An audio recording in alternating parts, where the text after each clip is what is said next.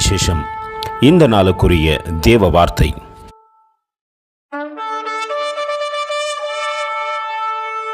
Six days shall work be done, but the seventh day is the Sabbath of rest and holy convocations. Ye shall do no work therein. It is the Sabbath of the Lord in all your dwellings. Leviticus 23:3. 6 దినములు పని చేయవలెను. వారము వారము 7వ దినము విశ్రాంతి దినము. అది పరిశుద్ధ సంఘపు దినము. అందులో మీరు ఏ పని అయినను చేయకూడదు. మీ సమస్త నివాసముల యందు అది యెహోవా నియమించిన ವಿಶ್ರಾಂತಿ ದಿನము. ಲೇವಿಕಾಂಡಂ 23వ ಅಧ್ಯಾಯ 3వ ವಾಕ್ಯ. 6 ದಿವಸ ಕೆಲಸ ಮಾಡಬೇಕು, ಆದರೆ 7ನೆಯ ದಿವಸವು ವಿಶ್ರಾಂತಿಯು ಸಬ್ಬತ್ ದಿವಸವಾಗಿ ಪರಿಶುದ್ಧ ಸಭಾಕೋಟವಾಗಿರುವುದು. ನೀವು ಆ ದಿನದಲ್ಲಿ ಕೆಲಸ ಮಾಡಬಾರದು. ನಿಮ್ಮ ಎಲ್ಲ ನಿವಾಸಗಳಲ್ಲಿ ಅದು ಕರ್ತನ ಸಬ್ಬತ್ತಾಗಿರುವುದು. யாஜக காண்ட 23:3. 6 நாள் வேலை செய்ய வேண்டும்.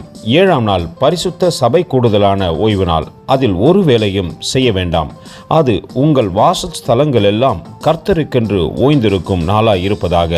லேவியராகமம் 23:3. அன்பின் தேவ பிள்ளைகளே, இந்த வார்த்தை தேவனுடைய கற்பனையாய் இருக்கிறது. ஒருவேளை இந்த பரிசுத்த ஓய்வு நாளை பரிசுத்த குலைச்சல் ஆக்காதபடிக்கு தேவ சமூகத்தை நோக்கி பார்த்து நாம் தேவனிடத்தில் நன்மையை பெற்றுக்கொள்வோமா? கர்த்தர் தாமே உங்களை ஆசீர்வதிப்பாராக. ஆமென்.